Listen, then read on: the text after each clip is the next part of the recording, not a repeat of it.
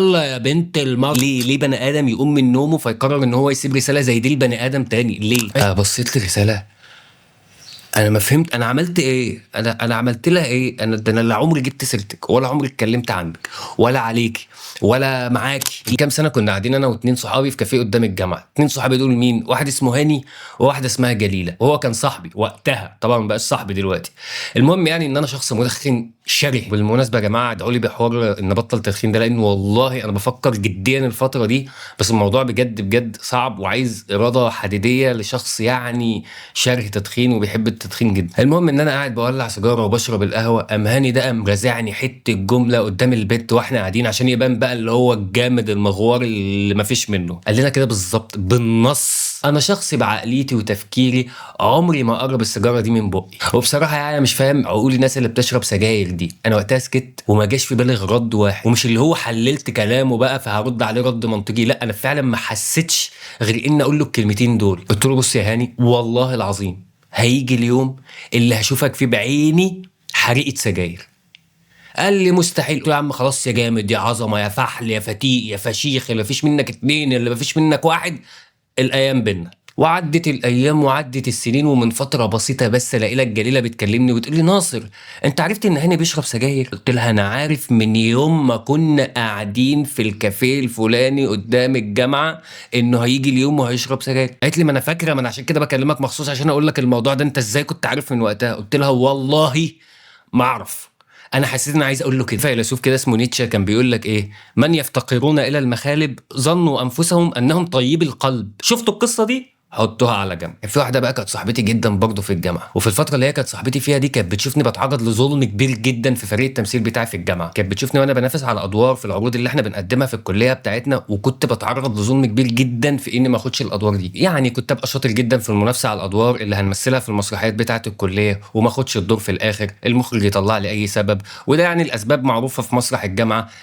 واحد يبقى صاحب المخرج اكتر مني، واحد معاه فلوس يسلف المخرج اكتر مني، حاجات يعني الشباب اللي بيشتركوا في كاستات الجامعات بيبقوا عارفين الحكايات اللي زي كده. المهم انا والبنت دي ما بنبقاش صحاب بعد كده، وبيعدي سنه حياتها هي بتبقى احسن، حياتي انا بتتدهور اكتر واكتر. وجيهم والله العظيم يا جماعه، والبنت دي بعتت لي رساله على الواتساب، انا مش عارف هي بعتتها لي ليه. انا بقالي سنه مفيش احتكاك بيني وبينها، لا اذيتها في حاجه ولا اتكلمت معاها او عليها او عنها في اي حاجه في الدنيا. هي بعتت لي ده ليه؟ انا ما اعرفش. قالت لي: ناصر، انت عمرك ما هتاخد دور تمثله في الكليه، ورجلك دي عمرها ما هتشم انها تدوس على اي مسرح من مسارح الكليه ولا مسارح الجامعه تاني في حياتك، وهتفضل كده طول عمرك.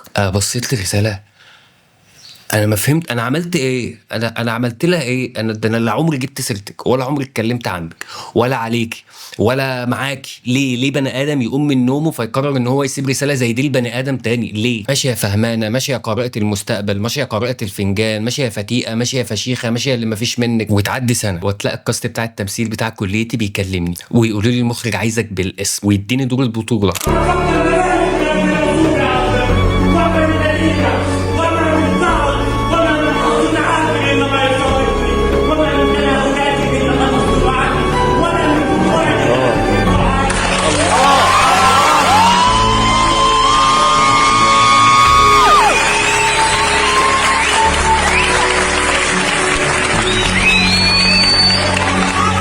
وخدت افضل ممثل دور اول على مستوى الجامعه بتاعتي، ويوم توزيع الجوائز هي كانت موجوده وباركت لي. يا رب يا رب ان شاء الله. ممثل اول للاسف طلع يهودي.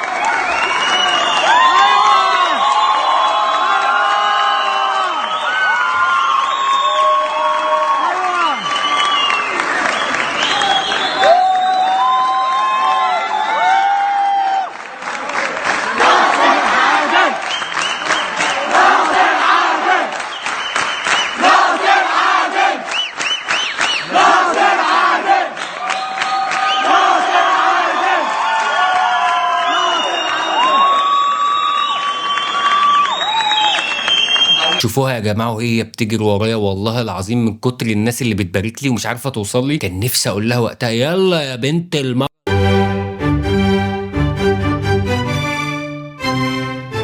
بس الصراحه ما قلتش كده، قلت لها الله يبارك فيكي شكرا، وتصعدت عشان انافس على مسابقه الجمهوريه وخدت افضل ممثل على مستوى جامعات جمهوريه مصر العربيه فردا، وعلى راسهم ناصر عادل.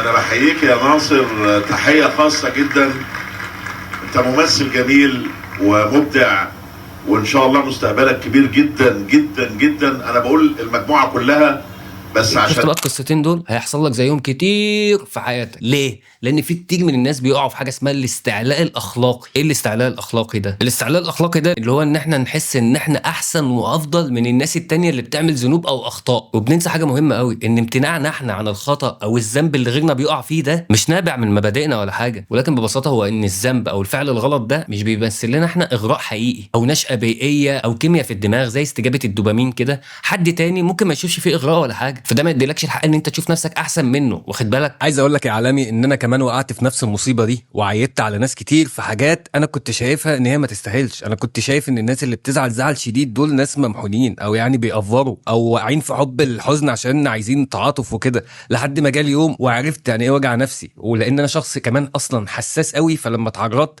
لموت حد عزيز عليا وقريب مني، هو مش حد واحد، دول 3 ورا بعض، يوم وبعدها بيوم حد مات، وبعدها بيوم حد مات، بعدها بيوم حد مات، انا مش يعني انا كنت عايز اموت اصلا. يعني انا كنت عايز اموت، كنتش بكلم حد، امتنعت عن الكلام، امتنعت عن الاكل، امتنعت عن اني احاول ابسط نفسي. انا يعني وقعت نفسيا لدرجه عرفت بجد يعني ايه وجع نفسي، وعرفت بجد ان الله حق، وان ما فيش حد كبير على انه يتعرض لوجع من نوع شديد ويبقى فعلا مش عارف يبقى مبسوط او مش عارف يتكلم. واحقاقا للحق يعني ان ده يتقال. ابن القيم كان يقول لك ايه؟ ما من عبد يعيب على اخيه ذنبا الا ويبتلى به، فاذا بلغك عن فلان سيئه فقل غفر الله لنا وله. ليه؟ لان انت مش الجامد الفتيق الفحل الضرغام الامير الوزير الفشيخ القتيل،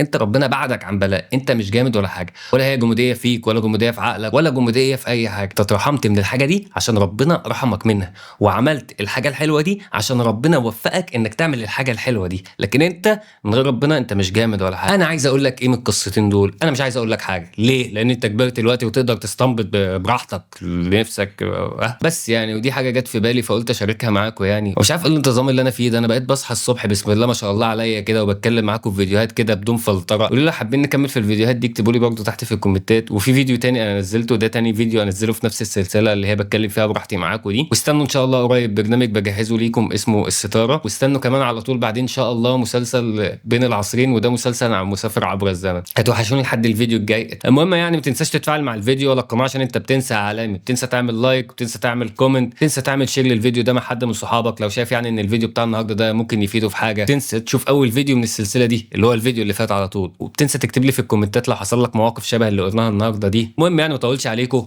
السلام عليكم.